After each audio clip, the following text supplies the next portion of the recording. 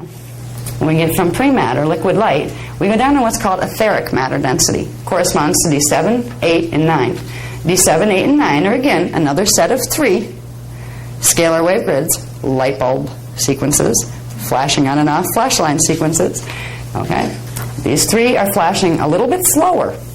Now notice, there's a slowing of the flash lines as they come down. The primal light fields have constant on light bulbs. They don't even flash. They're just on in your face all the time. Then you have these here. They begin the flashing on and off process. But these are the fastest flash on and off. Right here. It's really fast pulse. As matter solidifies, or the reality fields that matter takes place in solidify, it goes into what's called etheric matter density, which they slow a little bit more.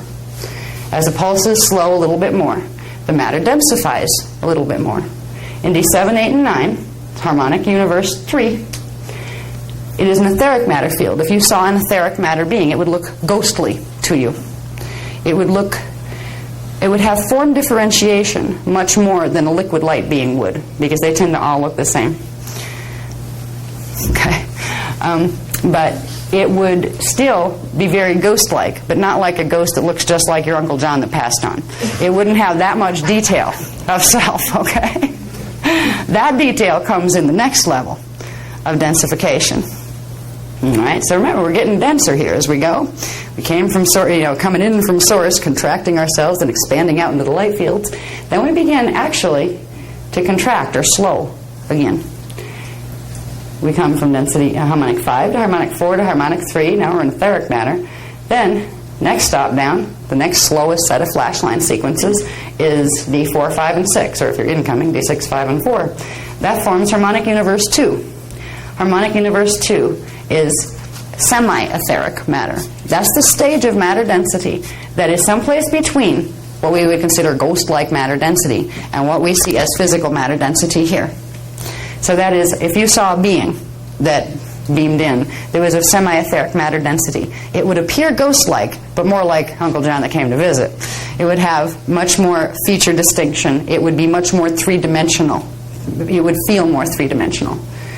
We won't get into right here that the only way you'd see a being like that is if you have some of your higher strands activated, because you wouldn't be able to see them even if they came and stood in front of you, if you only had 3 strands activated, if you didn't have some of the higher subharmonics, because their matter would be at a different flashline sequence than your matter.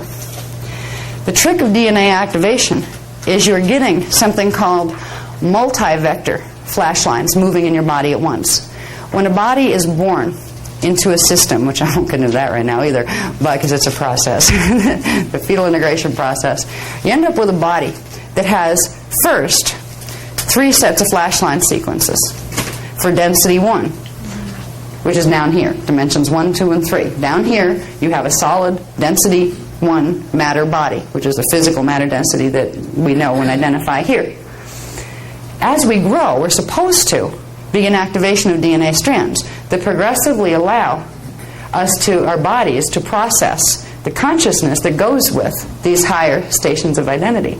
Because in truth, we don't leave any of those stages. If we come in from source and begin the process of being put in manifestation, we leave a piece of our consciousness at each state. That means you have an ascended master that's you. That means you have an avatar that's you.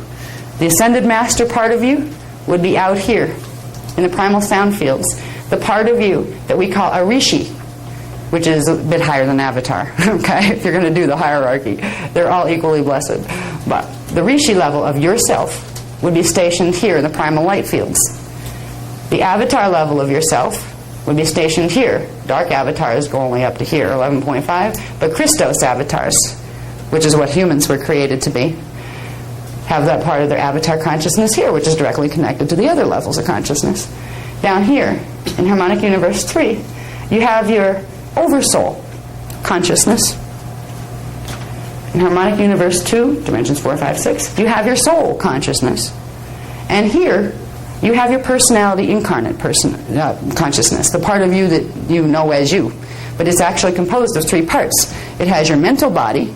That's the egotistical part. That's not bad. Ego is not a bad word, by the way.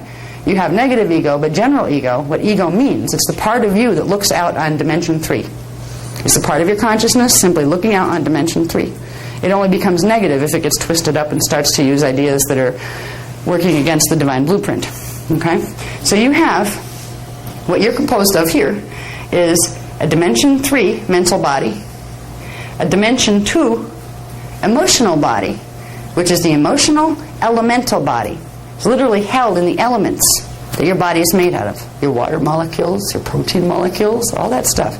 Those molecules, what are they made out of? Who are they made out of? They're made out of you. The subatomic particles that you're made out of, your body is made out of, are one of the forms that your consciousness is taking right now to give you this experience. So when you look at your toe, for instance, you're seeing something composed of cells that are composed of molecules, that are composed of subatomic particles, that are composed of consciousness, the consciousness that is you. So there is a body consciousness that you have. You have your dimension 1 physical subatomic. That's where the tiniest little parts are. That's where particuli move into chelons, move into the structures that are before, which we'll get into later. They're called myons and dions and trions and things. They're stages of matter. Okay? You have in dimension 1 the things that become the physical body structure. In dimension 2, the complex elemental compositions in the body, which hold the part of your awareness that you experience as emotion. They are your elemental or telluric parts of consciousness. And then you have your D3 mental body that's focused in the 3-dimensional flashline sequence. See, these are parts of your consciousness that are focused within 3 different flashline sequences that are intimately intertwined within a 3-dimensional. Remember, they all intersect at each other at 90-degree angles, 90-degree shift in angular rotation and particle spin. That means part of your consciousness has particles in D1 at that flashline sequence, at that particular particle spin. Then you have another part of your consciousness manifesting as your emotional elemental body that has a different particle spin in both of those, and it's a little bit faster than this and a little bit slower than this. And here's where the self that says, I look in the mirror and I see I. That's the part of you, your rational mind, your rational ego mind, that's stationed in these flashline sequences. All these other flashline sequences that are part of universal structure are also part of your body template structure, your 15-dimensional anatomy. So you have a piece of yourself, literally, in each of the dimensional fields. Once you start to realize this, you can know you can never be alone again. You know, there's no such thing as God abandoning you. It can't. You know, sometimes it might want to. You know, the part of yourself that's up here may get pretty sick of watching the part of yourself that's down here that you can't get through to, or, you know, running around in circles doing wacky stuff, because it gets very frustrating for the part that's stationed down here when its memory banks are wiped out where it doesn't remember. The rest of it's up here. It feels like somebody's always manipulating it. Either the outside hologram is running it over, or some big something or other from the sky is pulling strings, because you're obviously not getting the life you're trying to make happen. Somebody's making it happen. And the parts of your consciousness up here, you can have distortions and twists in your consciousness, literally from D11 on down. Not everybody will, but you can. There are races of beings that literally have DNA template, what are called reversals, which are taking the divine blueprint and literally running it mathematically in reverse, which creates total distortion. It creates the opposite of Christos consciousness, which would be anti-Christos consciousness. Where there would be love, it creates evil and hate, you know, that kind of thing. That's where you get your opposite as far as Christos versus anti-Christos. But each one of these dimensions corresponds to part of your DNA strand template, which means these higher parts of you that are up there, out there, through there somewhere, are intimately connected literally to your body right here with you. They're just dormant to you right here, right now, but they're not dormant to themselves. When we begin to get into this a little, we find out we have lots of selves. We find out. Forget the concept of just reincarnation like it's taught in Hinduism and things. Oh, well, I was one person, then I died, and then I moved in and became this other person. Doesn't work like that. Time, space is a scalar field. It all happens at once. Think about that for a minute in relation to the concept of reincarnation. Wait a minute. If it all happens at once, how could I have been before, died there, and then came back here now? It doesn't work that way.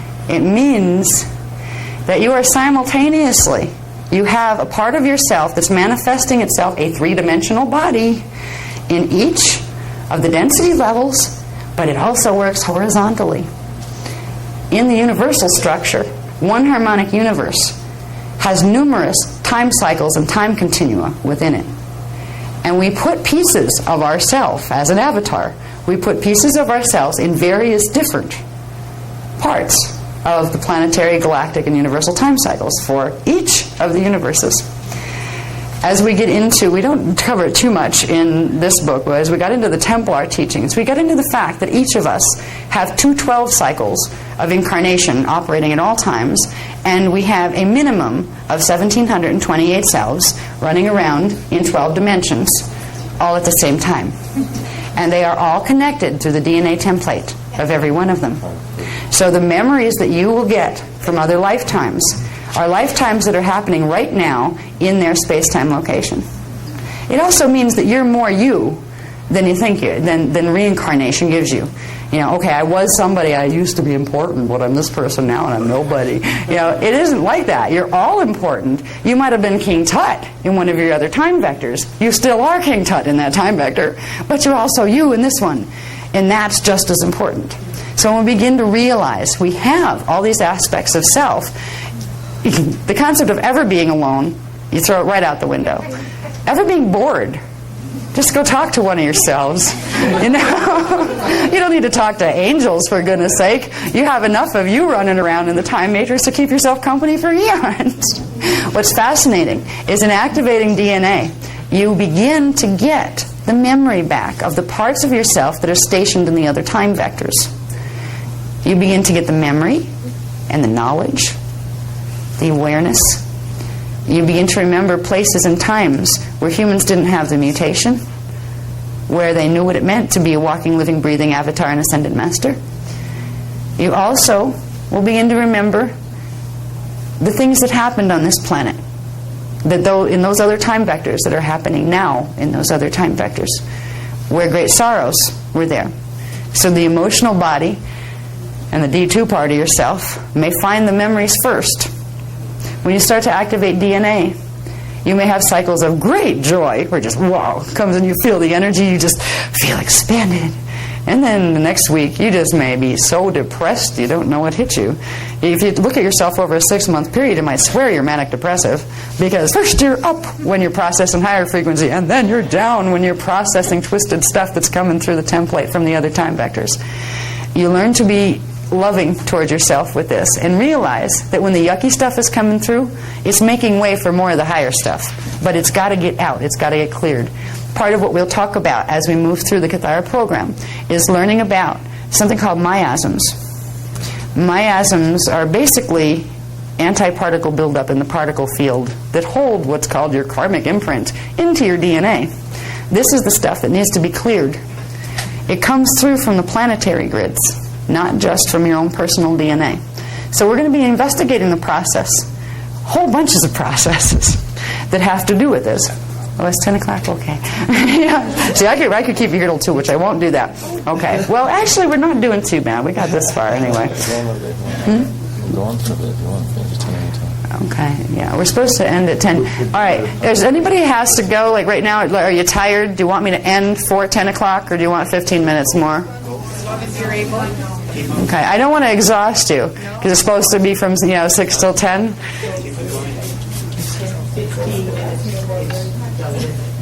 Is what? Is the limit? Okay. Okay. You want to go for 15 minutes more? Yeah. Okay. Good. Good. Just finishing the vibrating oscillator. There's time for the planetary. This is the next one? Yeah. Okay. I won't even start that now. That's another hour and 45 minutes. Yeah. Actually, it's pretty close. When I'm looking at it, the next thing, I knew there was going to be a break point either around page 25 or page 47, depending on how fast we moved. And I think it's good that we didn't go through to page 47. That's starting the Kathara grids. And this is where we get into more structure. Right now, you've got the diagram that's showing you, and all of these diagrams are in your books. Whatever you see go up here, you have a copy of in the manuals that you're getting. All right. Now, this structure is a core structure that will be used to show all sorts of things. As we move through the Kathara course, you'll find we'll discuss the currents of consciousness and energy that come down through this, that come into the time matrix from source through the structure. This is how we begin to learn what, if we're going to be a healing facilitator, how you know what frequency you're transmitting and when. how you get that particular frequency opened in your body. All of the healing systems on this planet for the last 200,000 years have only been able to run what's called one harmonic of energy, the density 1 harmonic, D1, 2, 3 frequency, and the subharmonics. Now when I talk about subharmonics, each dimension, each flash line, it's as if each light bulb is made of 12 little light bulbs. There are 12 subharmonics in each dimensional field. The 12 subharmonics correspond to the same flash lines of the 12 dimensions going up, but they're little versions of them. So you have subharmonics and harmonics. Now, in the last 200,000 years, because D12 current was not available on this planet, only these frequencies were able to be used in healing.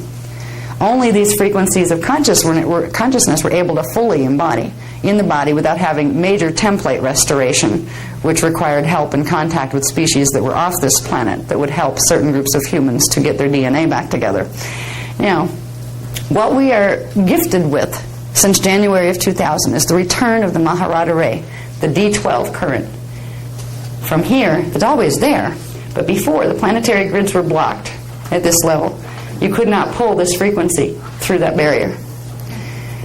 What we have now is the ability to pull this and all those two down through. The reason it's so important to be able to pull D12 frequency is there's something in between each set of 3 dimensions that's called a magnetic repulsion zone, where actually the 3-dimensional fields create spheres of energy that push away from each other because of the relationship between electrical and magnetic charge, just like ends of a magnet. If you put the 2 same charged, electrically charged ends together, they push away from each other. To get through this barrier, there are things called seals and crystal seals that need to be released. And D12 current is needed for them to be able to open and close naturally. So we've literally been sealed into in quarantine on this planet for 200,000 years. It wasn't too bad until 25,500 BC. There was enough problems, some DNA distortion, but we at least could live up to about 800 to 1,000 years old then.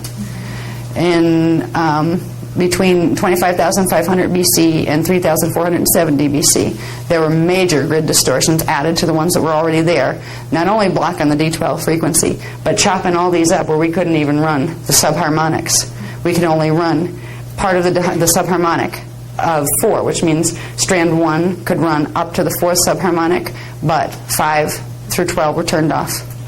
What this has done has chopped our chromosomes up in many little pieces. And what we're doing with the process of Kathara healing and Merkaba healing, and the healing, there will be more. This is a technology that's evolving. We're getting more. This is the beginning. We have to start with Kathara, because Kathara allows us to run this frequency. This frequency is the carrier wave for all of the others. So any level here, any strand level that corresponds to these that you want to heal, you need to run the D12 current to get it down here into density 1, into this reality field. So we're beginning the process of running the Maharata frequency. We will get into something called triadic phase currents, which are the currents that correspond to the interdimensional field. There are names of them. The one we're going to learn to run in Kathara level 1 is the Duratic current, which corresponds to these. We're going to run Duratic phase 1, which is beginning the process by opening the D4 current on a D12 carrier wave. So we're going to learn the currents we're running, and by the end of this, and I was really excited that they're giving it to me. That's why I'm probably going to be up several nights in a row trying to get this ready, like from now until Sunday night. The Vecca codes that I mentioned earlier are the mathematical programs that correspond to very specific areas of your subtle body anatomy that you'll learn about, that correspond to not only these areas, but also these areas, which is literally being able to bring in the light, and primal sound imprint into the DNA template, which amplifies the heck out of any healing work you're going to do here. We're on a wonderful journey with the information that's being brought back here, and I'm very excited to bring it to you. I look at this as I've worked really hard to translate a lot of this material. There were times when I worked 17-hour days, I'd sleep for 2 hours and get back up and do it again for week upon week upon week. The reason I did it was because of gratitude. I was so grateful to have access personally to this information, that to get it down on paper where other people could find that freedom just meant the world to me. And the beings, let's say, that have helped me to have access to the records, that this could be translated back here, they've worked hard too. So the reason I work so hard, and now the reason that Az is working so hard with me, is because we know what this can do for you, and we are so grateful ourselves to the founders races for originally giving us this information. And I don't know, I get choked up with that one. I don't even know what to say. I hope that you can feel the frequency, the energy. Let your emotional bodies feel it a little. There's a freedom being brought back to our planet. Az and I are speakers of that freedom. We are witnesses to that freedom. But so can each of you be. We don't have anything more than what you have. We just got our wake-up call a little earlier, that's all.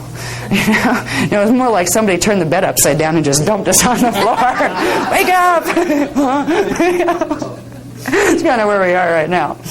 But when we get into, the reason I didn't go into more tomorrow is because we're going to start with the Kathara grids, and there's several levels of that, several diagrams to go through and to explain parts of, and we'd be here probably till midnight if I started to introduce that now. So I won't, because somebody said 15 minutes is it. But we will get into all sorts of interesting things tomorrow. Let me see, do we have the thing there that lists the, no, we don't have that on there, do we? I don't think it's on the Mylar. Just want to give you a little what is that? Oh, no, that's not what I'm... I just want what I'm needing, but I can't read it because I'm looking for a format visually that my brain can read. Crystal seals grid, what's that? The diotic grid, what's that? Where do chakras and meridian lines and all those other miscellaneous pieces of things fit? We're going to find all this out tomorrow. When we get out of the context of healing, we'll go into the elements of healing. This is where we get into the human body translation, the microcosmic reflection of that macrocosmic structure within the human body form. And we'll talk about the human body Kathara grid and literally all of those parts that I've mentioned. We'll go from axiotonal lines into DNA templates, into chakras, meridian lines, which are different than axiotonal lines. We'll find out where these parts are. And that's the beginning of knowing how to run technology. Because if you don't know where your chakras are, you're not going to be able to pull up a certain current and run it someplace. You need to know where your chakras are. You need to know what seals need to be opened and what colors to use to open what seals. Okay, we'll get into this too, where you'll learn that each one of those flashline sequences creates a wavelength. And wavelength, as our scientists here will tell us, create color in terms of light. So we can direct wavelength by using chosen color, and we can direct frequency and wavelength simply by what colors we choose. But if we don't know what colors to choose to go with what flashline sequences that go with what dimensions, we're not going to know what we're doing. So we're going to learn all of those pieces and how they fit together. And that's the beginning of becoming a real Kathara healing facilitator. And I think I'll probably let you go on that note. And thank you very much.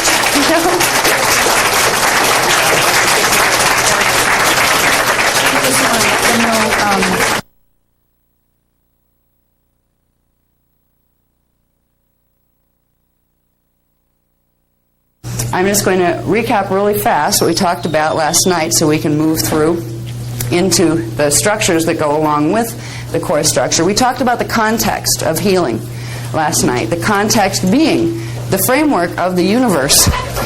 We exist as a body within the universe.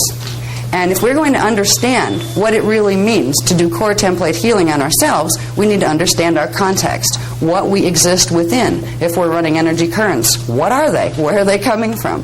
So this is why in Kathara, the beginning thing we do is we learn about universal order. We learn about primal order, the 15-dimensional system. We learn about basic things like scalar waves. Remember the little light bulbs we talked about that turn off and on. We learn about Partakai phasing.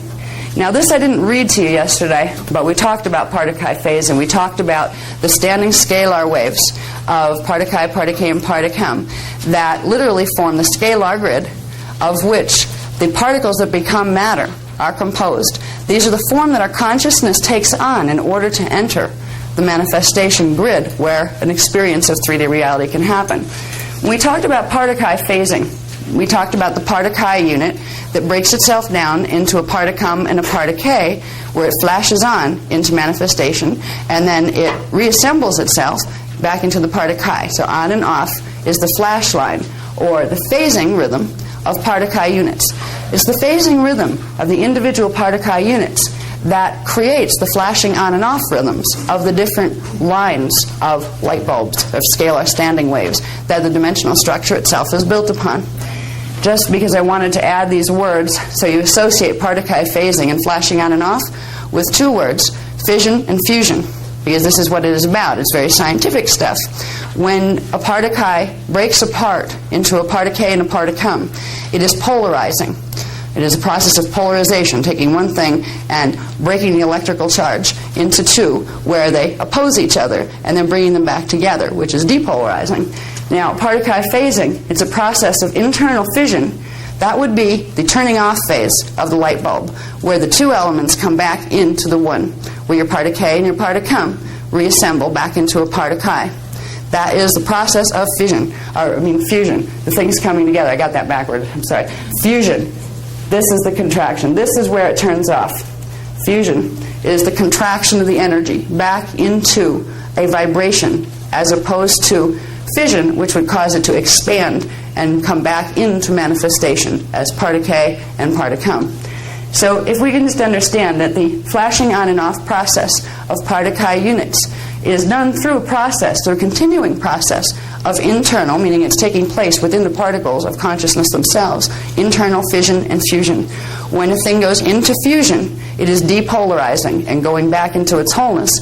And when it goes into fission, it is expanding out and going into manifestation, flashing on. So the processes of fission and fusion are an intrinsic part of manifestation, which means they're an intrinsic part of healing. Later, when we'll touch on some of these teachings a little bit, but they're not really part of Kathara. When we get into the science of ascension, there are some of the teachings coming out now that we'll be teaching this year in a program called the Dance of Life program that's just coming out, and it'll be ready probably March as our first workshop.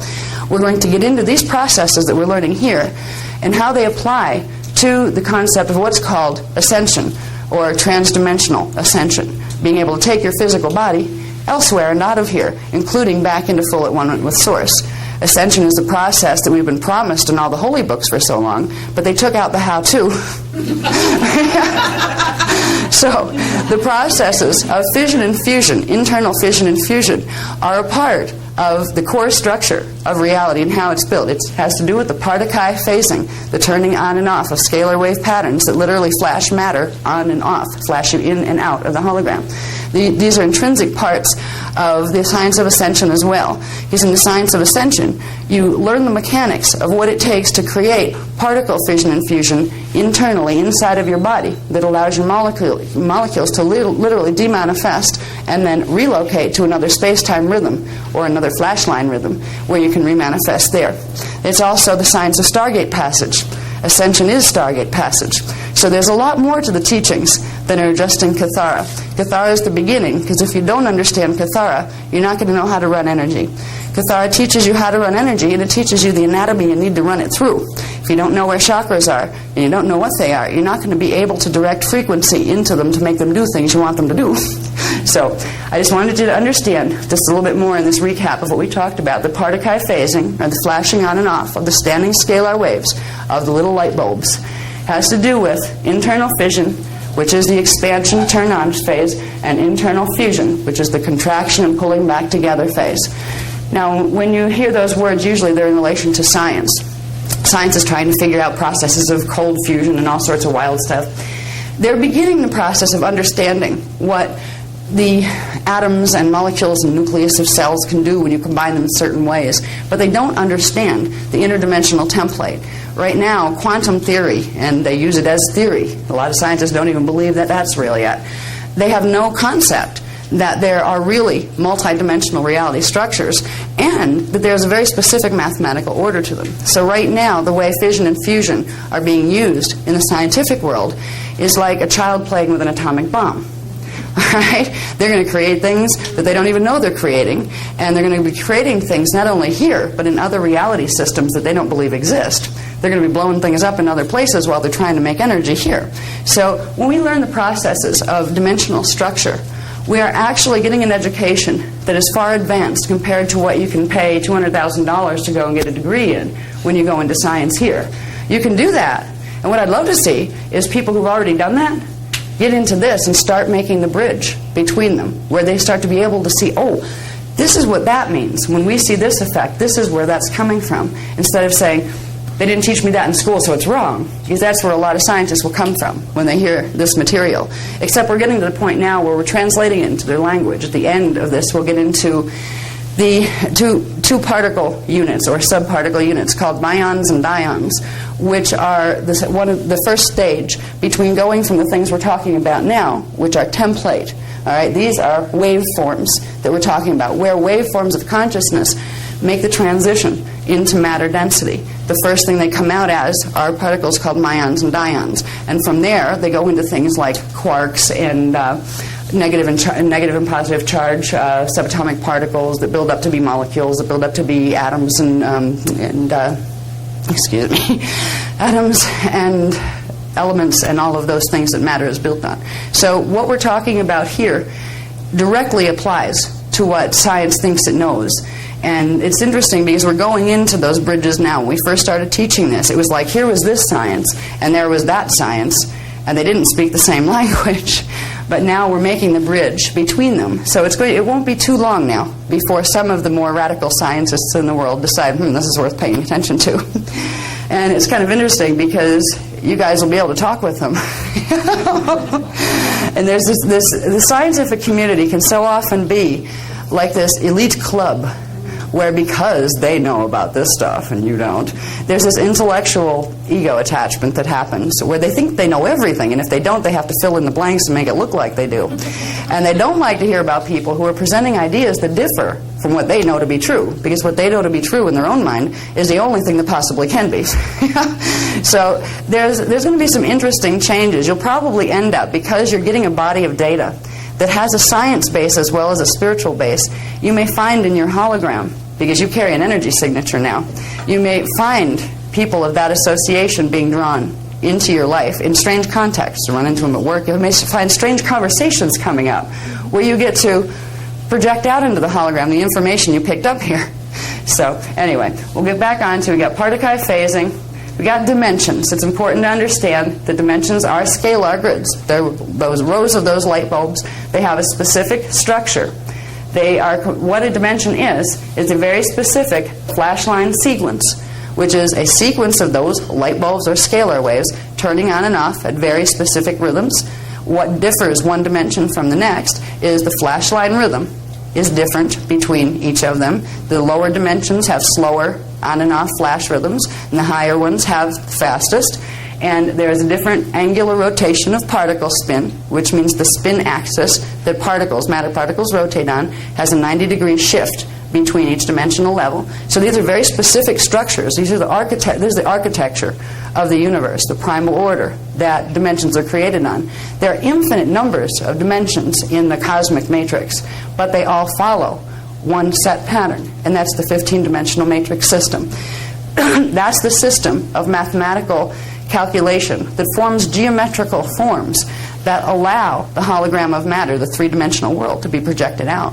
There are other types of things in creation that are not in manifest worlds, that are built on other things where you don't get three-dimensional perception. They're levels that a part of you already knows about that's in those type of reality fields. And once you get out of the manifest hologram completely, the universe, in terms of consciousness, is limitless. So these aren't the only types of worlds there are, but as far as three-dimensional worlds, they all follow this structure. I have seen different programs of people teaching using dimensional octaves and healing and this kind of stuff, and they'll say, oh, we'll go up to dimension 5,940. And it's like, okay, where might that be located? Right? What they tend to do is they will count the subharmonics, or pieces of subharmonics of one dimension, as a whole dimension, as if it was a whole dimension unto itself, where they'll say, oh, I'm on D12, when they're actually using the frequency that goes with D1, the 12th subharmonic. There's a big difference. When we're working with the currents that we're going to learn to work with today, they're called triadic phase currents. We are working with the currents of energy that are from the higher dimensional spectra. That means they have a faster flash line sequence than the frequencies that are available in dimensions 1, 2, and 3. Right now, we exist in dimensions 1, 2, and 3, the we that we know ourselves as. We also have parts of ourselves simultaneously in the other reality fields. And if you met one of yourselves from the other places, you'd think you'd met an alien. because they look different. Our bodies in the higher dimensional fields don't look just like us. They're made of a different kind of matter, and the features are different. They're taller, for example. When we get our 12-strand pattern back, when we get our 12 strands cleared eventually this race, we'll be anywhere from 7 to 12 feet tall. We'll have 144 chromosomes. We will be very different. If one of us came from the future after we had healed what's wrong with our race now and came to visit here in this present, they would be locked up by world military and studied from now until eternity, because they would be considered a deviation or a mutation that has something to do with humans. But my goodness, what are they? And they'd be terrified of them, because beings with 12-strand activation can do things like levitate, appear and disappear at will, project energy balls across the room. So it'd be a real threat to national security if we all became 12-strand activated all of a sudden. Anyway, this is the beginning of evolving into what our full pattern of being a species is. There are reality fields that exist right now that have not had the problems of evolution that we have. We have been in quarantine on this planet for 25,500 years. We had problems before that, but they got really bad at that point. This is why we have no history records left. They've been purposely removed and hidden, and that wasn't a fair thing, and that's not something God wanted to do. All right, there's a lot of history that goes with what we teach. Most of that is released in the Templar course next weekend, where we get heavily into exploring the forbidden and the lost history, so we can understand how things could possibly have gotten as bad as they are right now.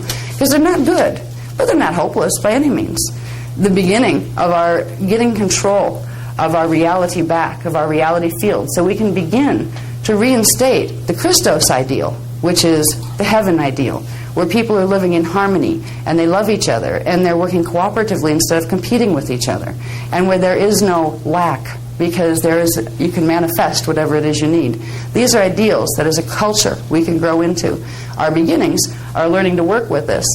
One of the things I try to avoid with a new audience dealing with at first, until they start to understand some of the other things that go with the Kathara healing, is, where did this information come from? Outer space? Not exactly.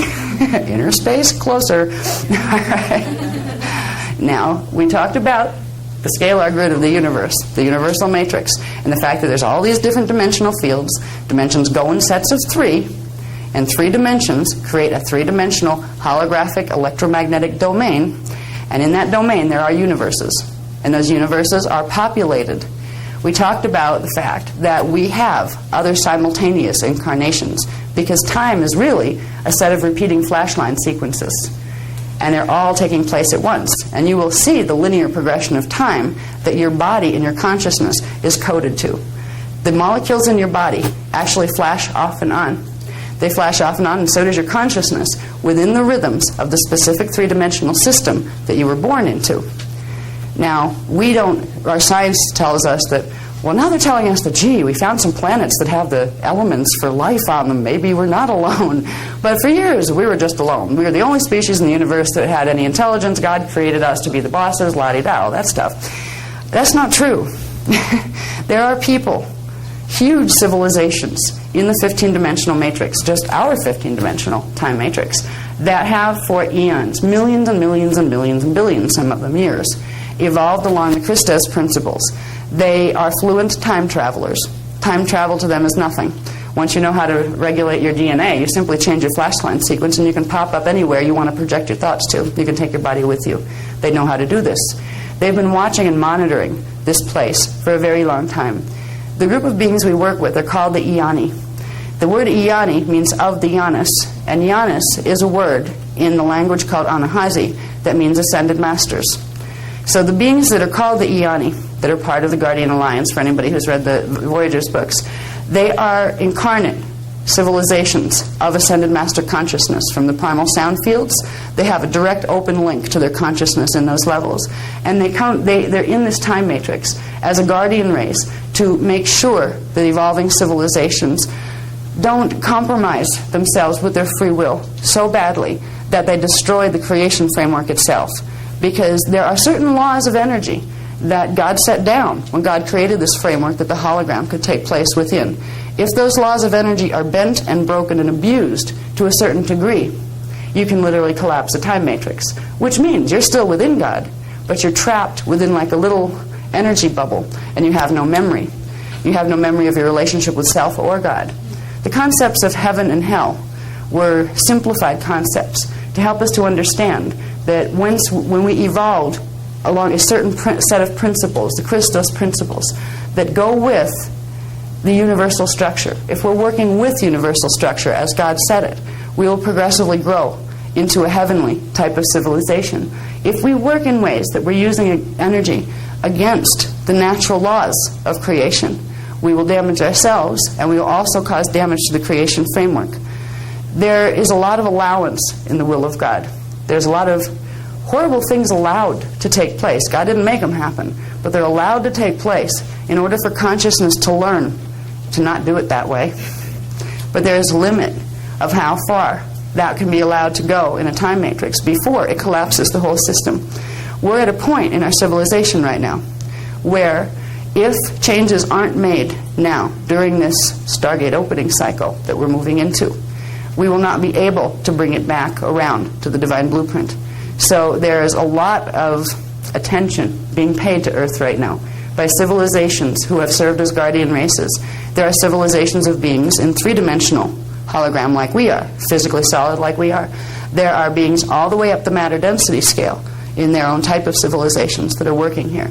So this information is the original Christos Founders Race information, which means the first time this data on how creation works was translated and given to us by the primary races that seeded this time matrix. They exist in density 4, which means they're in pre-matter density, the liquid light beings.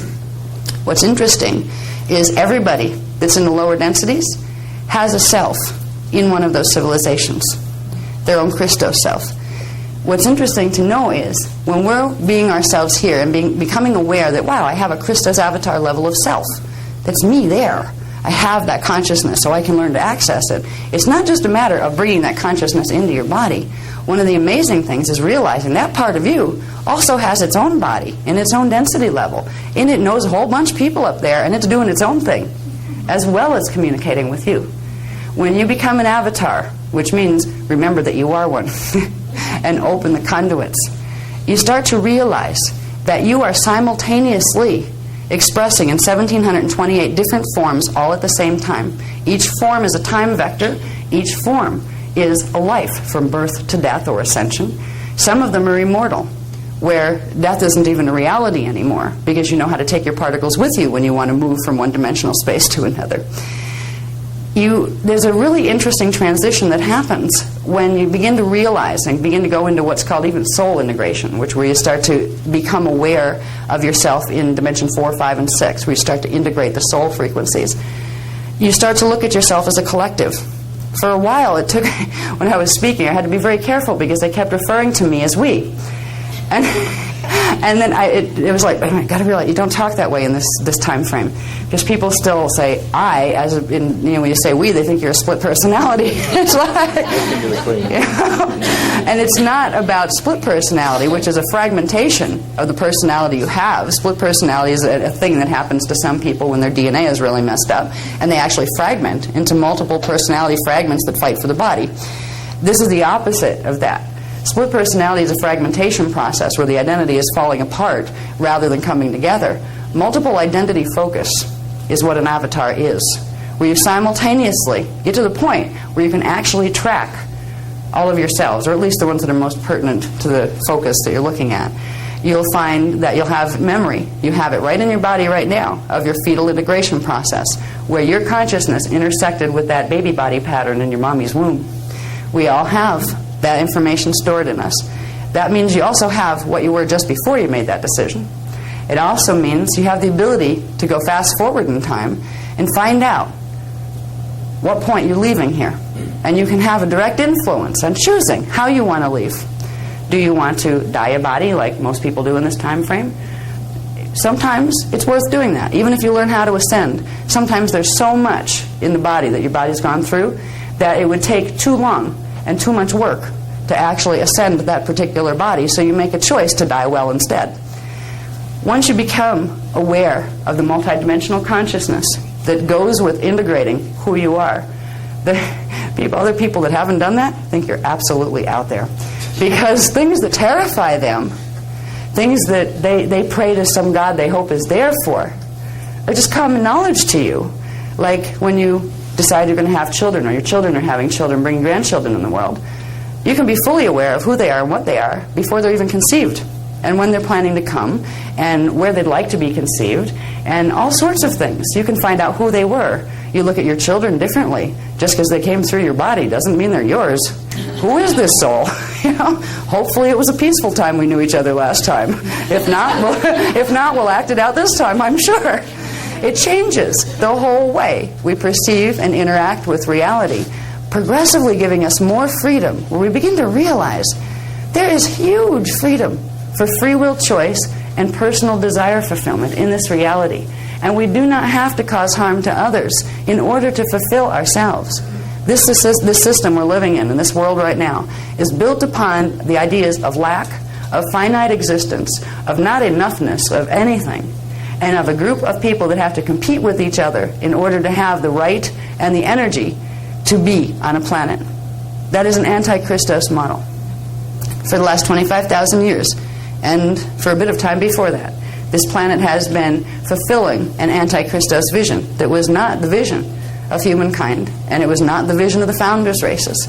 We're beginning to restore what the real vision was. The Christos realignment mission is about bringing that vision back, and it starts with our energy systems. It starts with each one of us recognizing that we are a blessed manifestation and face of God. You have every right to look in the mirror and say to yourself, I am God. That doesn't mean you're going to bully anybody else, because if you are, so are they. But next time you want to yell at somebody or whack them in the head, think about the fact that they may forgot too, but somebody's got to remember, we are God. If you smack somebody, you're smacking God. If they smack you, they're doing the same thing. After a while, when you start to play with your hologram and really dissect what you're doing in it, you start to ask yourself, why did I just come up and slap myself if somebody else came up and slapped you? Because you realize that's a face of you too. What am I trying to tell myself here? So you start to own your experience a little more, where the victim game doesn't entrap you so much. But that's later. The first part comes in learning the technologies that will allow you to begin to open in your body directly the consciousness that goes with the higher frequencies. It's kind of nice with Kathara healing, as you become a healing facilitator that's capable of assisting others in their healing process. Every time you assist someone else, you're opening those frequencies in yourself as well, which means you're helping to heal yourself. So every time you give, you're getting in return. So there's an orientation that comes with working with the Christos energies that has to do with whatever you desire most and feel you're most lacking, try to give it to someone.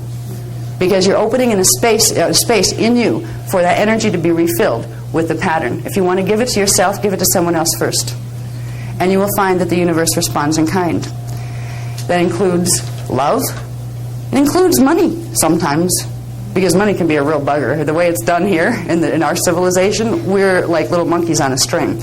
All right? Those little hidden forces that somehow control our world that we can never figure out who they are or how they're doing it seem to have made it where money is what talks. Money has become the new god in this civilization.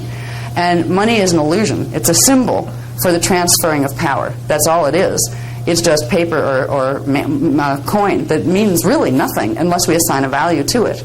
And you'll find, if you want to make energy come to you, in whatever form, you simply learn how to run energy in your body. If you want to help yourself and heal your bank account, you can do that in a reasonable way by learning to run energy. Simply run energy. Forget what it's called. Forget this money thing. I need money. What you're doing is manifesting a condition where you need money. We learn to talk to ourselves differently as we integrate the higher consciousness. We learn that we can say, I need money, or I'm aware that I created a situation where I don't have this right now. I think I'll change that. I have money now. Walk around for a week saying to yourself, I have money now. That feels good, doesn't it? No, you're manifesting a thought form. You have to put some energy into it, but the more you do, you're helping it into manifestation. You also learn to use your words very carefully. There's something very tricky about language. It's been used against us for 25,000 years. Language is sound. Yes, when it comes out of our mouths, it's sound. When we think, we talk to ourselves in our heads, we're still making sound, internal sound. Sound is vibration. Sound is a waveform. When we are using Kathara healing, we are using several things as the tools by which we will direct energy. One of them is color, because through directing color in the mind, you are directing very specific light, very specific wavelengths of light, which means if you know what colors go with what dimensions, you can, by choosing the right color, direct that frequency in your body. We are also using sound. Sound, every image in light has its equivalent translation in sound, which means every time we use words, there's a light pattern that goes with it. We repeatedly and continually program our hologram by the words we use to represent things to ourselves in the world. We can look at something and say, oh my God, isn't that awful? Oh, that's horrible. Oh, that's so terrible. It's devastating. If you want to create your emotional body going right down into the pits so you can explore what misery feels like, that's the way you want to speak to yourself. But if you want to get a handle on how you feel on a day-to-day basis, realize that there are technologies of light and sound, and words are part of those technologies. You will learn to say to yourself, wake up in the morning, realize I can have a good day, or I can have a day that really feels lousy. Who's going to make that happen? Me. Okay? I can choose to react to any situation, any way I desire. This is where your power comes in. You can have somebody drop a bomb in your front yard, and you can look at that and go into absolute terror. You can say, oh my God, we're hopeless, it's terrible, the world's falling apart. And you can go to try find somebody who's strong and is trying to calm people like that down. You can go into hysteria if you want to. You can go into the silent, God is punishing us.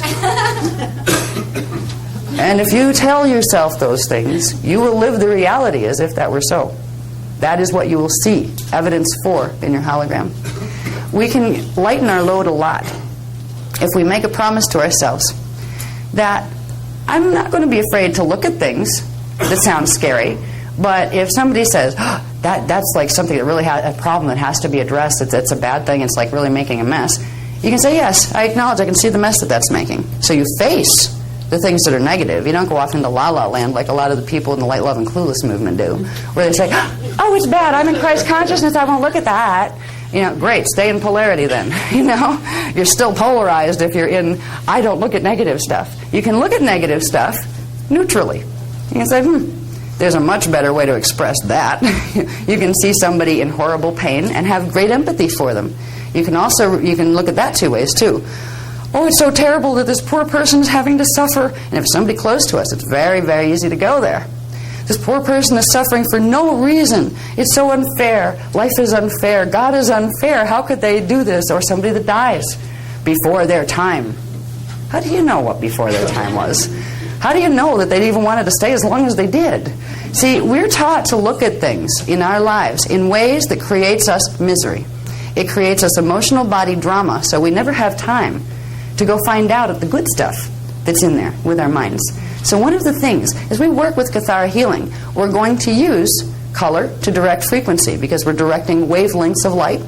We are going to use sound tones at different times, particularly as we move into the Kathara 2 level. There are some sacred sounds, and I'll tell you in a minute why they're sacred compared to other sounds. And we're going to use something called symbol codes. Now, symbol codes are interesting. They look like drawings when we see them from here, from the three-dimensional mind. They are forms of light that hold mathematical pattern. Every image, if you draw a triangle, you are actually making a mathematical pattern. You are telling flashlight sequences what to do. When we use symbols in Kathara healing, we are activating, we are using symbols that are drawn from a knowledge of the universal symbol banks that know what the programs are and what they direct and what they control. The symbols that we use in Kathara healing, and there's going to be tomes of them eventually. Right now we work with one called the Hierophant and a few that you're going to learn at the end, the new stuff, called the Vecca codes. But some of them look like pretty pictures. These are frequency templates They speak directly the mathematical instructions. When you hold a symbol in your mind, what you are doing is holding a mathematical signature. When you energize that signature with a color of light or a sound tone, you are adding energy to it, and when you direct it into a certain part of your anatomy, you are sending that mathematical program into that part of the anatomy to affect change, which implies it helps to know what your symbols are for, what symbols to use, because you don't want to send something in there that's going to mess things up. If you think about symbols in terms of walking down the street in a day, how many signs are we bombarded with? When we watch TV, how many things are we bombarded with visually? Visually, all of this is a mathematical scalar template. Everything in this room has a mathematical translation, which means it has a symbol that holds the image, a symbol that we would see from here, that holds the image of what that mathematical scalar grid is. This thing has a different mathematical code than my body, obviously, or I'd look like that and it would look like me. So everything you are built on sets of mathematical codes that can be translated, so your mind here can see them, into symbol images.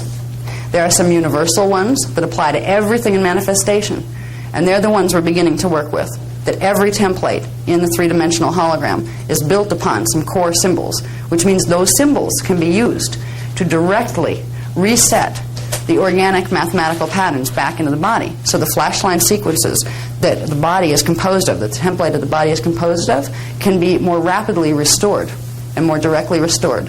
So Kathara healing, we'll use that. We will use symbols. We will use color to direct frequency, and we will use sound. The sounds are interesting.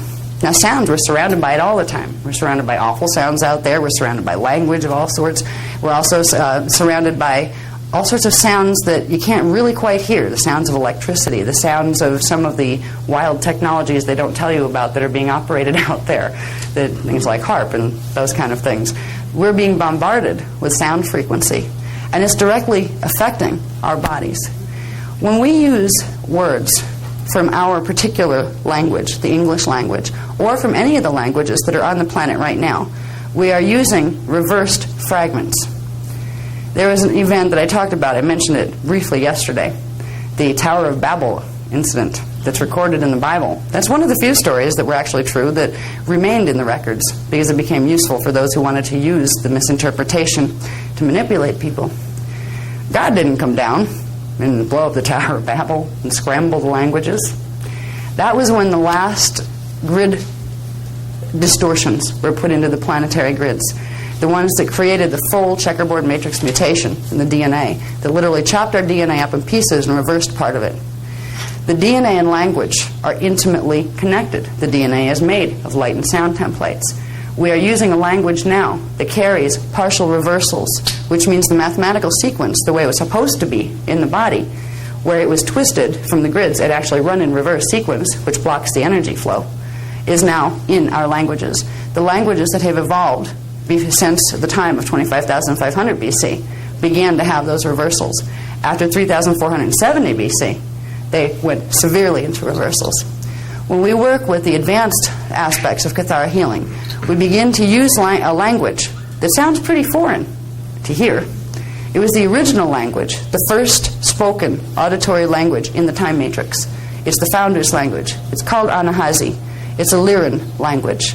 It's also called Mua.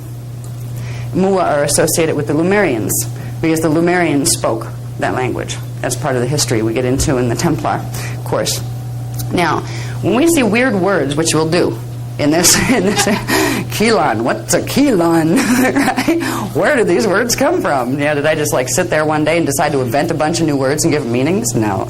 You know, the words that are used in Kathara, that are obviously not in the English dictionary or any other dictionary on the planet right now, are drawn from the Mua language, from the Anahazi language, the Lyran Syrian founder's language. It is the first and the purest auditory sound translation of the energy and mathematical signature behind energy essence. It is a huge language. There are pieces of Mua are actually involved with a bunch of different languages on the planet. There's a little piece here, a little piece there. So it wasn't all lost. Only part of it was lost. Language is very important because language has the ability, sound has the ability, to either activate DNA strands or shut them down, to either create blockages in your DNA template or to remove them. This is why there was great pains taken to manipulate languages on this planet. Because if we had the sacred languages, we would be able to clear our bodies, and we would be able to get our consciousness and our avatar selves back in body. And once you're an avatar embodied, nobody's going to push you around. You know? There are certain forces that have been operating on this planet for 25,000 years that have a vested interest in keeping everybody controllable, because they don't have any power themselves, so they need to steal power from other people, collectives. That's what we're dealing with, and we're using languages right now that are actually helping to keep us trapped. We don't have much of a choice. I mean, if we can go learn Anahazi and start speaking Anahazi, everybody's just going to think, put you in a wacky ward because, that's not a known language. This person's crazy. It would be hard to live in society if we were just going to go right back into the Anahazi language.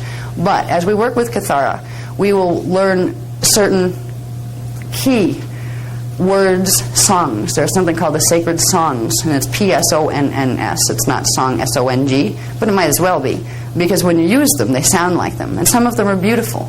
There are ones that activate a part of your DNA template that's called the tribal shield, which is your connection to the species template, that activates more of your frequencies. So we're going to be using sound, and the more we work, the more we go into Kathara healing, the more we're going to touch on that. The Anahazi language is really beautiful. It has a...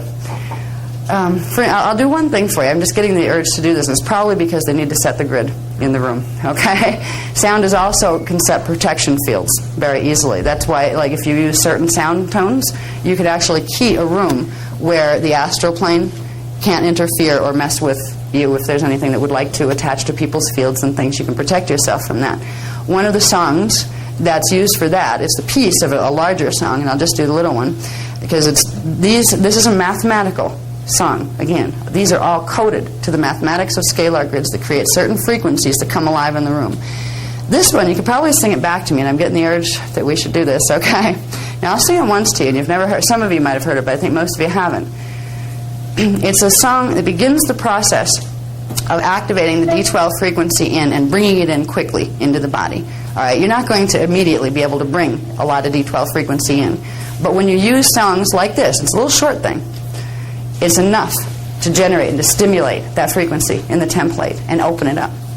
This one's called the Shaddai Ure song, and it's about anchoring the pillar of first cause light, as it's called, which is your connection to the primal light and sound fields through the divine blueprint. And it's very sweet and very short.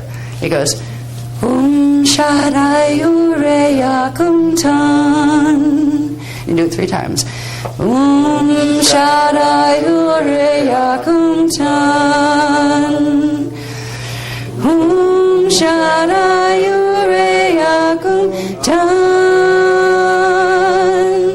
Now, if you play with just a few little syllables there, that's in the Anahazi language, and it's part of a larger song that takes a while to learn. This song is going to be put in the new material, by the way. So the one I'm talking about that this is a part of, it's the Christos invocation song, where it blows open your connection to your Christos self to get a burst of D12 frequency to run through you. And it's very good if you need protection or if you need to solve a problem or anything like that, and a lot of other things. Just wanted to give you an example. Now, try to, just for a minute, go in your head and do the Shaddai Ure Yakum Tan with that tone. Shaddai Ure Yakum Tan. Just try to hear it in your head. Try to feel it. Try to feel where in your body you're feeling it. These are very specific areas of the body that these sounds go with. The first places you should feel it are almost completely across the front of your chest. Right here, across the heart chakra, and down through here, across the middle.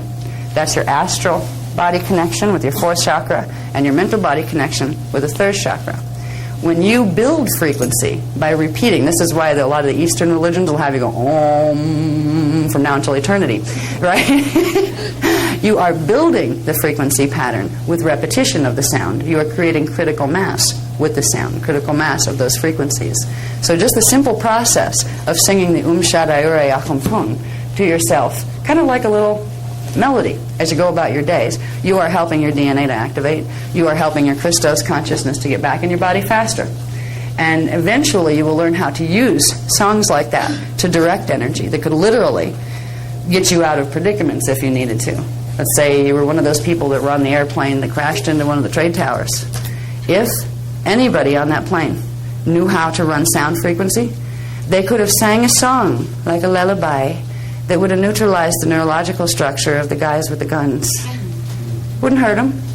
It just made them go to sleep for a while. That is the power of sound. If you want examples of the power of sound, think about the pyramids in Egypt. You know the stuff we're taught about how they might have got those blocks up there? Yeah, right. They hoisted them up with thousands of men. Sure they did. No, that was only in the reconstruction after they got knocked down several times and we didn't have the sound technologies anymore.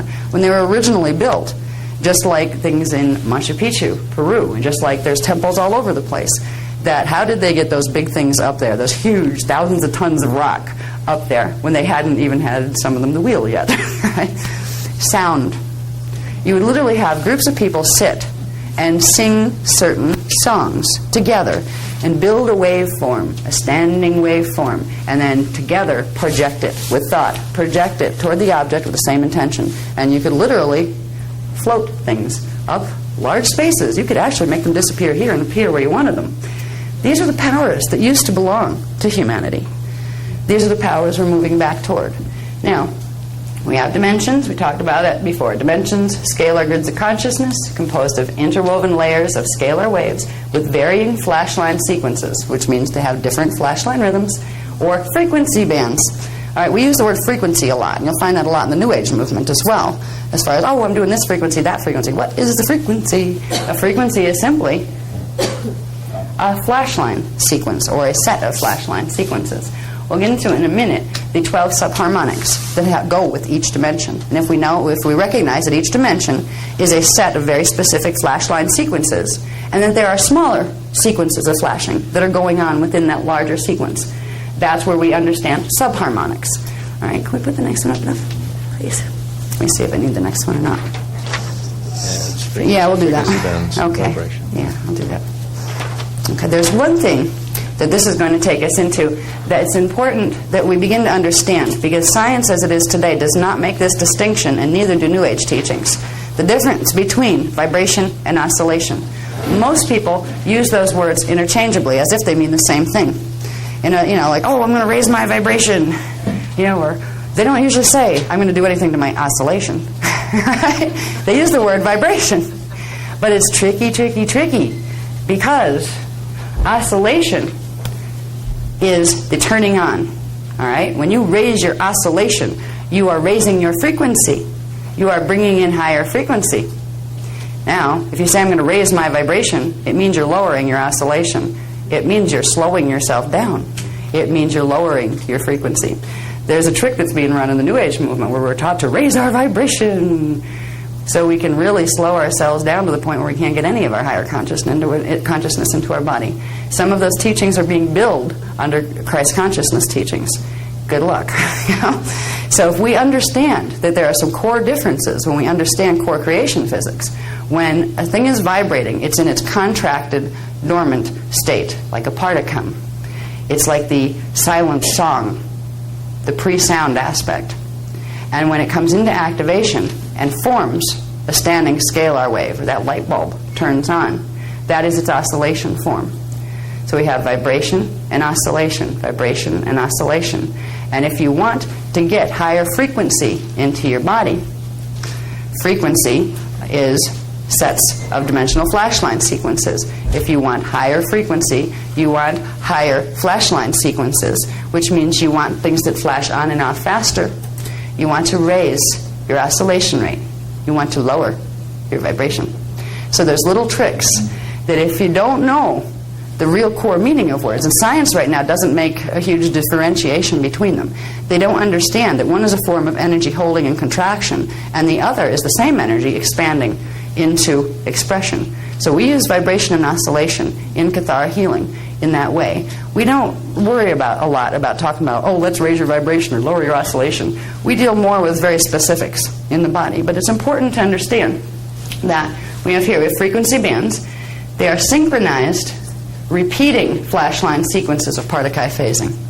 So you have a dimension. We call it a dimensional frequency band. It's not only a flashing on and off rhythm. It's a repeating cycle that continues on and on and on and always follows that pattern. Okay? So it's a synchronized. Word synchronized means dimension 1 has its set pattern and cycle that it keeps doing. There's a synchronization between these flashes in dimension 1 and the next one in dimension 2. They all speak to each other up and down the 15-dimensional scale, where they're literally all synchronized as ways to move consciousness. Moving consciousness, where consciousness hops from one scalar waveform to the next, is what allows us to perceive linear progression of time. So we have synchronized frequency bands, synchronized flashline sequences that literally allow consciousness that's actually standing still and just hanging out in the matrix to experience itself in little pieces as if it were moving through time. So we have frequency bands that are synchronized repeating flashline sequences of Partakai phasing that give the appearance of manifest movement of wave spectra within a dimensional scalar grid. Subfrequency bands are portions of the flashline sequences that make up whole dimensional frequency bands. So you have the whole frequency band in a dimension, and then you have little ones that are running in. It's like one big circle would be your flashline sequence, a circular flashline sequence of light bulbs turning on and off. And there's lots of little circles inside of that are all synchronized. The on and off rhythms are synchronized. These flashline sequences and the synchronization of them that are set by the core dimensional templates are what give us our breathing rhythm, our heart rate, our metabolic rates. What they also do, and it's something most of us don't know we do yet, is they make us flash on and off into and out of manifestation. Between each moment, we are actually disappearing and reappearing. So it's not that hard to disappear. Now, where we go right now is we go back into density 1, which is dimensional 1, 2, and 3, because we haven't figured out how to get our consciousness out of those flashlines yet. But we are actually, in between the moments of our time, appearing and disappearing. Our whole hologram is doing it. And everything on the planet is synchronized by the flashline sequences of, first, the density level we're in, which is dimensions 1, 2, and 3. In this harmonic universe 1, the whole harmonic universe, that means all the planets, stars, everything they're going to find out in outer space, are synchronized on the same set of 3 flashline sequences and frequency bands. And everything that comes into this reality field adopts that as part of their template. If they didn't adopt it, they wouldn't be able to get in here and experience the hologram. What's kind of fun about realizing that you're much more than what you see when you look in the mirror is to start playing with. I won't do it right now. If we have time later, I'll play with this, but we don't really need to because it's not that important, but it's fun. If you want to find out what it means to flash on and off in between moments, there's a way you can train your eyes to begin to see where matter actually disappears and comes back again. And it's usually the easiest way to do it is if you take a partner and you sit like knee to knee and you look into each other's eyes. And there'll be a discomfort level first as the whites of your eyes start to actually pick up. The whites of your eyes are more sensitive to interdimensional frequency. That's why you'll see things out of the corner of your eye and you try to look at them and they disappear a lot of times. Eventually, the rest of your eye will see as well. But what you have to do to begin to see the spots between moments, you just stare at somebody and have them stare at you right in the eye. Now you're doing a current thing here. You're transmitting current through your eyes. We all do. And they're transmitting it back to you, and you're accelerating the frequency in the space between you. One of the first effects you'll get is you want to rub your eyes because they'll burn. They'll start to burn because the matter of your eyes that they're made of are not used to the frequency yet. This is higher frequency than what your eyes are used to, so they burn. So if you can try to move through that a little bit. I remember doing this with somebody, and literally we were so determined to see what was in the spaces between moments that we're standing there, we're like crying, our eyes are crying, we're not going to close them, not going to close them yet. And we were able to teach our eyes after a while to where it might, in the first minute and a half, we might have ended up, with the eyes crying, where we could do it for 5 or 10 minutes before the eyes would start to burn, because we got our eyes used to being able to dealing with the higher frequencies that were being generated. One of the first effects you'll see is you're staring at the person, and over here, you'll usually catch it out of the periphery. If you're staring right at their eyes, a part of their head will disappear. Not the whole thing, just like a blank spot, a black spot appears. Did I see that? No, I mustn't have saw that, did I? And you look for it, and you try to look at it, and it's not there. Because the whites of your eyes are seeing faster speed than the rest of your eyes. You learn to look at peripheral vision. You learn to actually hold a focus in somebody's eyes, while at the same time teaching the whites of your eyes to look here at the same time and be aware of it. which is really weird. It feels like you have 4 eyes when you start to do that. And then you realize you can take this one and make it go over there, and like this would be like a lizard. You know how lizards do their eyes around like that? You start to realize your perceptions can move a lot more than you're used to. So it's worth playing that game because you can see some interesting things if you work with a partner, or you can do it in a mirror, but I wouldn't suggest doing that yet because there are things you need to do to mirrors so you don't get in trouble with them. Mirrors bend light. They bend light in ways that make them easy energy doorways. And you don't know what they connect to. And sometimes somebody on the other side does. And it might not be something that you want to deal with. We have mirrors in our... There used to be cultures that did not allow mirrors in their homes because they'd have things flying through them all the time. From the astral plane, from other time frames. There were times on this planet where civilizations were just not... Anything reflective was considered dangerous because it was an open doorway to God knows what. And usually it wasn't something that God would want there. So there are ways we can code our mirrors that lock them just into our own D12 Christos pattern, so you'll be safe. When we get done with the Kathara workshop, where you learn how to run Maharata current, you could actually do a healing session on a mirror. The technique that we're going to probably by tomorrow is where we're going to do it, and it's going to be fun because tomorrow I'm going to ask you to bring like a little blanket or something to lay on because we're actually going to do facilitation, and people are going to have to like take turns being facilitator and client.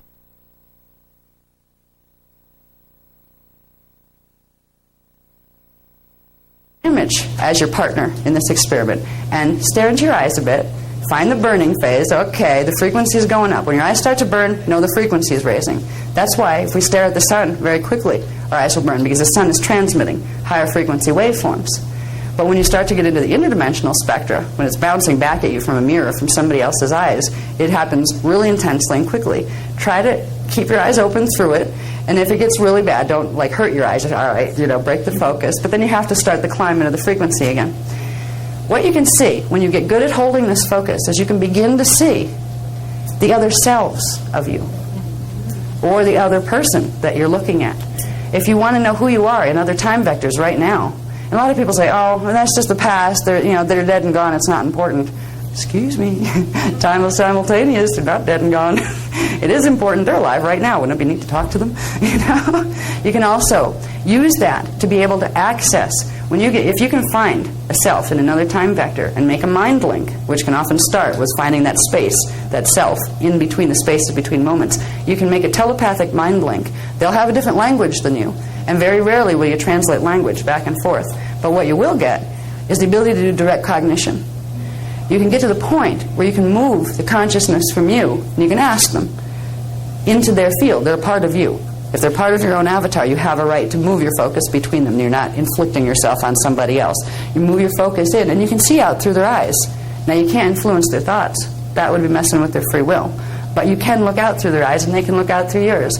So there's a lot of things that you can do when you begin to work with frequency. Okay? This last part in here, the vibration. The vibration is the internal movement or energy holding.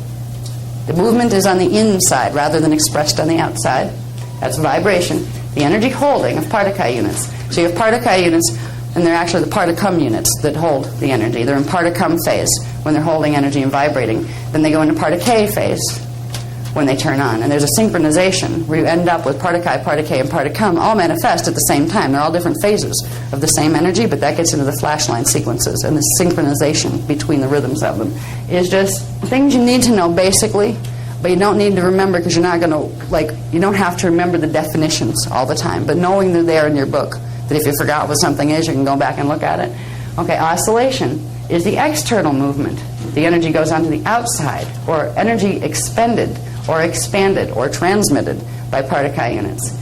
Vibratory oscillation rate, which is the rate of particle phasing, vibration oscillation, vibratory oscillation rate, is the rate at which particle phasing, flashing on and off, occurs. So it is simply the rate of particle phasing. That is what is meant by vibration and oscillation. When science uses vibration and oscillation as characteristics to describe what they're perceiving in waveforms and those kind of things, what they are seeing are the evidence of particle phasing, but they don't know particle exists yet. They're seeing the evidence, and very often the evidence that is actually a symptom of something else is identified as the something because they don't realize it's only a symptom of something deeper. So vibration and oscillation, it's good to understand this basic difference between them. Vibration and oscillation exist in direct proportion to each other. As vibration increases, energy holding increases, more goes inside, oscillation decreases because you're taking energy from out here and pulling it in. Faster flash line sequences, the ones that move faster, are higher frequency, expend more energy, which means they have a raised oscillation rate and a lowered vibration rate. They move faster, they expend more, they oscillate faster. They're expending more energy. Vibration is the lower fields can be considered vibrating fields comparatively. They have a higher vibration rate and a lower oscillation rate. As you move up the 15-dimensional scale, that changes. When you get to the primal light fields at dimension 13, 14, and 15, they are continually on. They have the highest oscillation rate and the lowest vibration.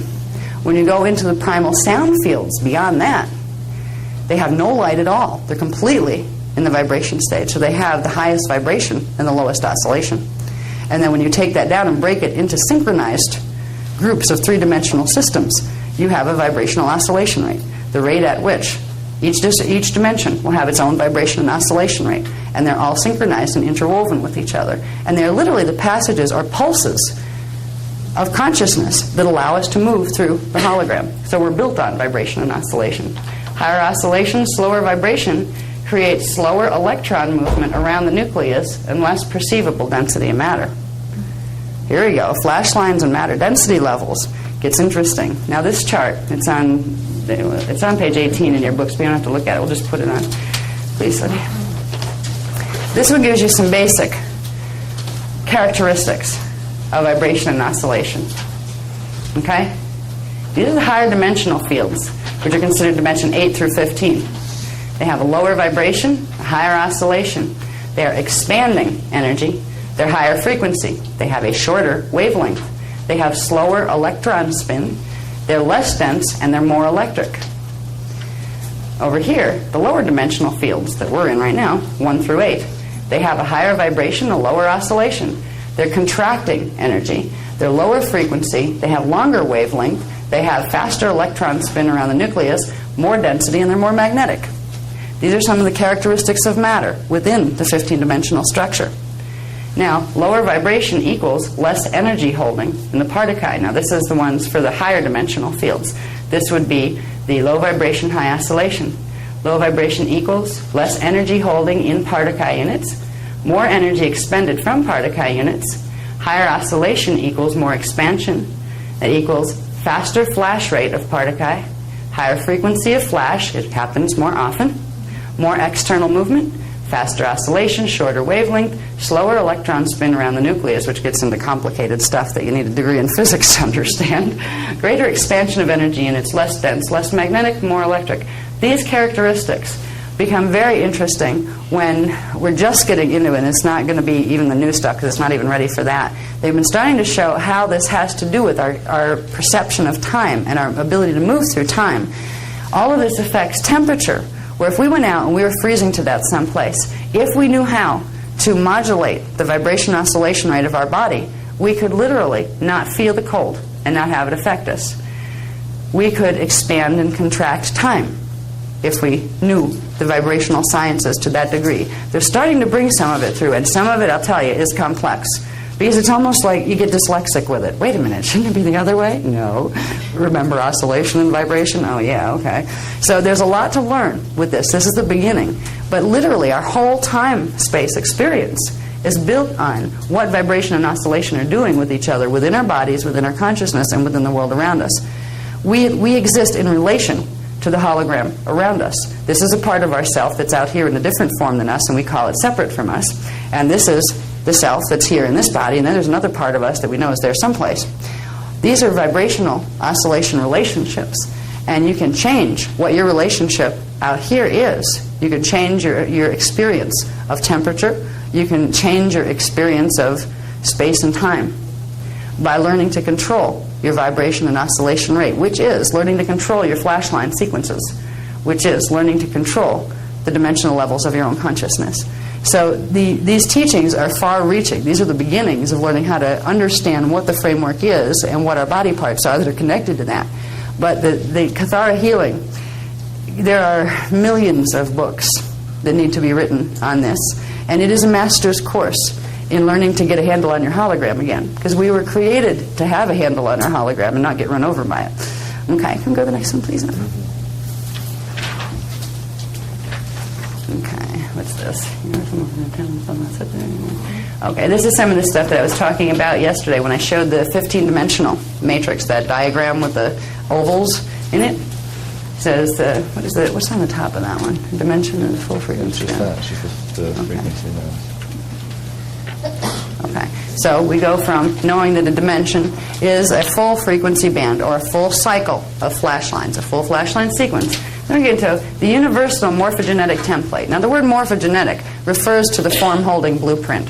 And it's actually a very specific layer, which can be considered like a thought form layer that's made out of chelons that we'll talk about later.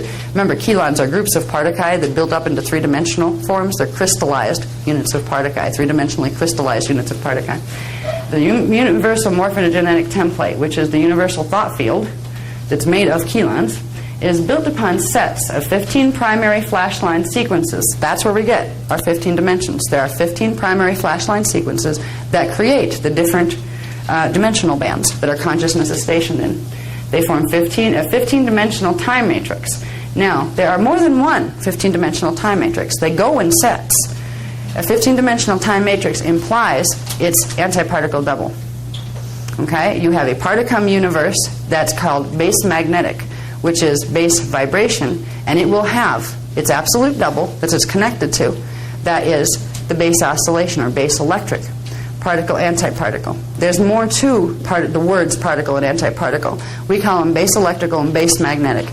Base electrical would be the one that had a bit higher frequency, meaning it was oscillating more. And the other one, the base magnetic, would be the one that receives that energy. And it's the same energy that goes between them. Now, the fact that one 15-dimensional time matrix implies its opposite, its counterpart, its antiparticle double.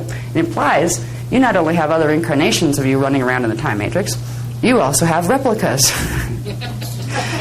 You have a doppelganger, which is an old word that was used to describe a double self, another self from a parallel universe. The antiparticle universe is the parallel universe.